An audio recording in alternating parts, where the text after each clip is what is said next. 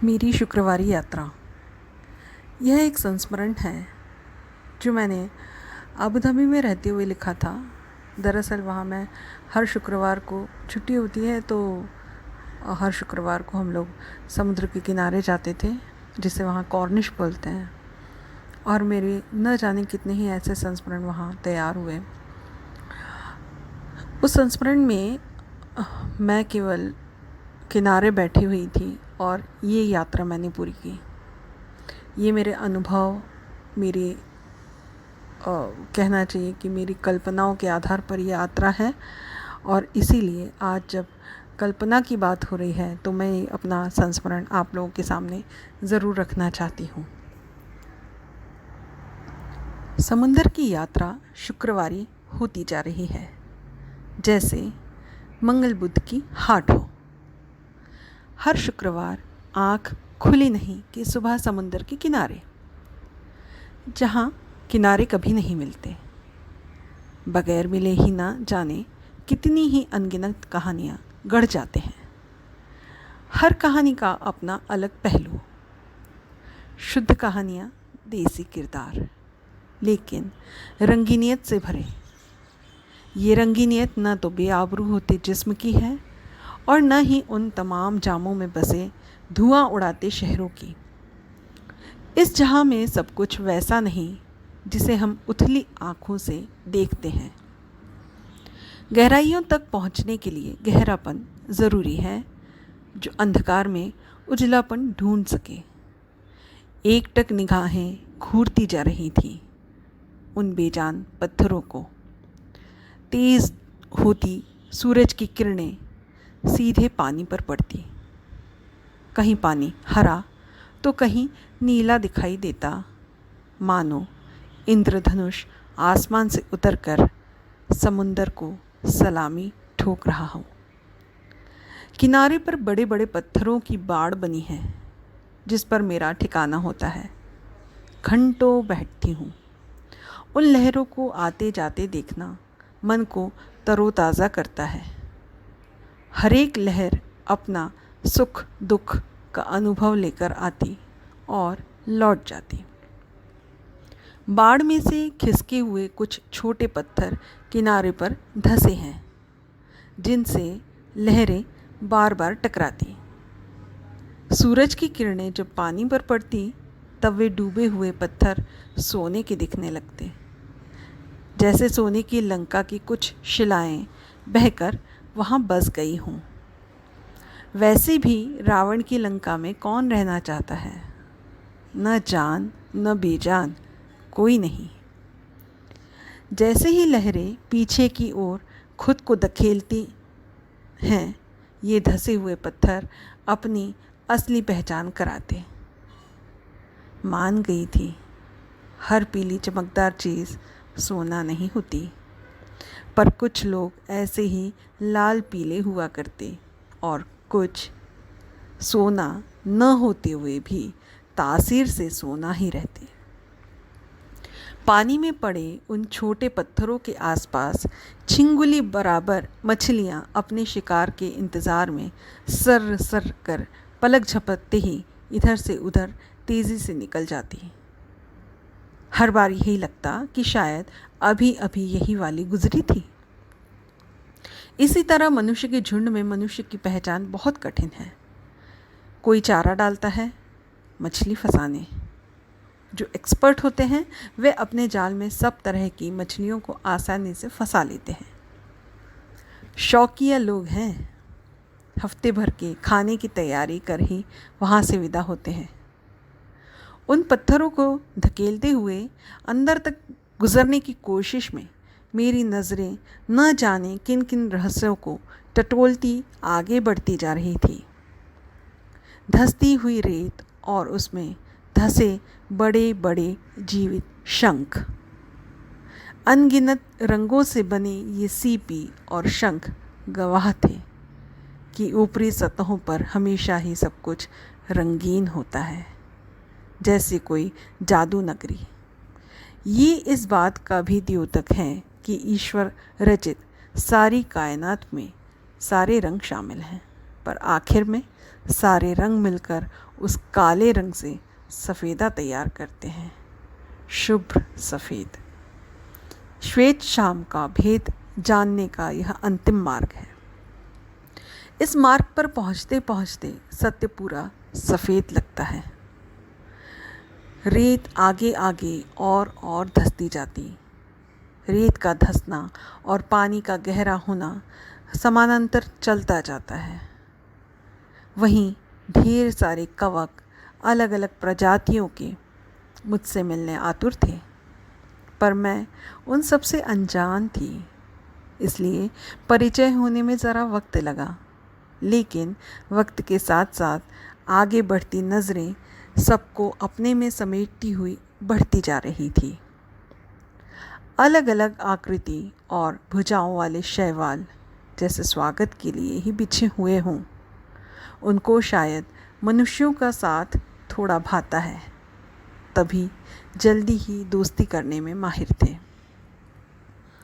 मेरी आंखें अब और तेज़ी से पानी को भेदती हुई बढ़ती जा रही थी। पानी की धार के विपरीत बढ़ना बड़ा ही कष्टप्रद होता है, पर यह एक अत्यंत सुखद अनुभव था। इसीलिए उस कष्टप्रद यात्रा को झेलने के लिए बार बार तैयार। आगे बढ़ने पर छोटे छोटे तीलेनुमा आकृति कुछ चकित करने वाली थी। ऐसा लग रहा था कोई व्यक्ति एक पैर पर खड़ा हो तपश्चर्या कर रहा हो। दो भुजाएं ऐसी जैसे प्रणाम की मुद्रा में जुड़ी थी। दो और भुजाएं दूर तक फैली हुई थी, जिस पर कुछ गोल आकृति के शैवाल लिपटे हुए थे, रुद्राक्ष की माला की भांति। गले में एक विचित्र सर्पाकार शैवाल था। आभास सर्प का ही हो रहा था उससे। एक शिव रूप। शैवाल में शैव भी और शव भी, पर दोनों ही अशव की स्थिति में पूर्णतः जागृत। उफ, क्या था यह अनुभव! विचित्र किंतु सत्य। फिर सत्य था तो विचित्र क्यों? जिज्ञासा अधिक बढ़ने लगी। पलकें अपलक ही रही।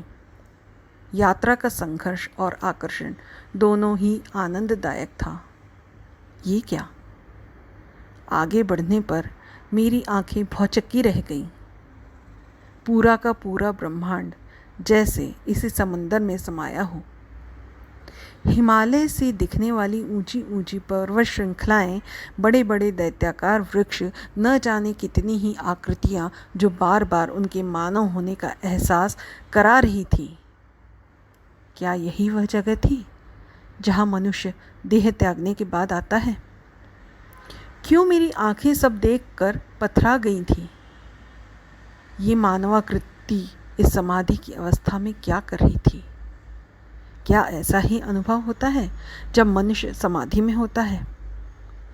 उन मानवों के बीच कुछ असुर भी थे। कोई अनगिनत मुंडों वाले थे तो कोई अनगिनत भुजाओं वाले। पर मेरी आंखें अभी थकी नहीं थी। किस खोज में थी इसका अंदाज़ा मुझे भी नहीं था, लेकिन वो जो भी खोज रही थी बहुत ही रहस्यमय था। शायद ये इसी बात को इंगित कर रहा था, पृथ्वी के रहस्यों की खोज जारी रहनी चाहिए। इतना आसान नहीं उसके रहस्य जानना, न ही खुद के अस्तित्व को जानना आसान है। जिस दिन गर्भ को जान लिया, ब्रह्मांड को जानना आसान हो जाएगा। उन पर्वतों से गुजरना सुगम्य बिल्कुल नहीं था। जितने जानवरों को हम धरती पर देखते हैं उससे कहीं अधिक इस पाताल लोक में थे, बहुत ही अलग। हम जो जानवर देख पाते हैं उससे 1000 गुना अधिक बड़े आकार और प्रकार के प्राणी उस लोक में थे। पृथ्वी का पूरा भूभाग हूबहू जल के अंदर। बचपन में अक्सर परी कथाओं में सुना था, लेकिन देखने का सुकून अलग था। यहाँ शांति थी। किसी की किसी से वैमनस्यता नहीं थी, न कोई खून का प्यासा था। मेरी आँखों ने ऐसी शांति पहली बार महसूस की थी और उसमें गूंजती वह आवाज़। क्या था वह? कैसी आवाज़ थी? क्या यह पृथ्वी के गर्भ की आवाज़ थी? वही तरंगे जो एक सुमधुर स्वर में तब्दील हो रही थी। षड्ज का स्वर, हाँ यही था, वही गूंज रहा था। उसकी तरंग दैर्ध्य भी निश्चित अंतराल की थी। कोई संगतकार नहीं था, न ही कोई स्वर पेटी। जैसे कोई संगीतज्ञ गहन रियाज में केवल षड्ज का रियाज कर रहा हो। बस एक ही स्वर, ओम कहो चाहे षड्ज कहो, कहने से ज़्यादा सुनना अत्यंत ही मधुर। पूरे शरीर में उसकी तरंगों को महसूस किया जा सकता था। मेरा पूरा शरीर उसी आवाज़ को सुनने शून्य में था। शायद इसे ही अशव या समाधि की अवस्था कह सकते हैं। यह वह ध्वनि थी जो ब्रह्मांड में गुंजायमान है, और यह वही शून्य की स्थिति थी जिसे प्राप्त करने न जाने कितने ही लोग क्या क्या नहीं करते। मैं उस दृश्य को देखने और उस ध्वनि में ऐसी अंतर्ध्यान थी, एक ही क्षण में इतना मोह। वहाँ से बाहर आना बहुत ही कष्टप्रद था। बस वहीं रुक जाना चाहती थी। इससे सुंदर यात्रा और इससे मधुर ध्वनि कोई हो ही नहीं सकती थी। उतने में ही पास खड़े एक बच्चे ने पानी में कुछ उछाला, जिससे पानी के छींटे मेरे चेहरे पर थे और मैं अपनी तंद्रा से बाहर निकली। न जाने कितनी ही यात्राएं की अभी तक के सफ़र में, और न जाने कितनी ही करनी होंगी, पर ये मेरे जीवन की सबसे सफलतम यात्रा थी, जिसने न केवल हृदय पर बल्कि जीवन पर भी अमिट छाप छोड़ी है। मेरी यह मनमोहक स्तब्ध करने वाली यात्रा संपूर्ण यात्राओं में सर्वोपरि है। धन्यवाद।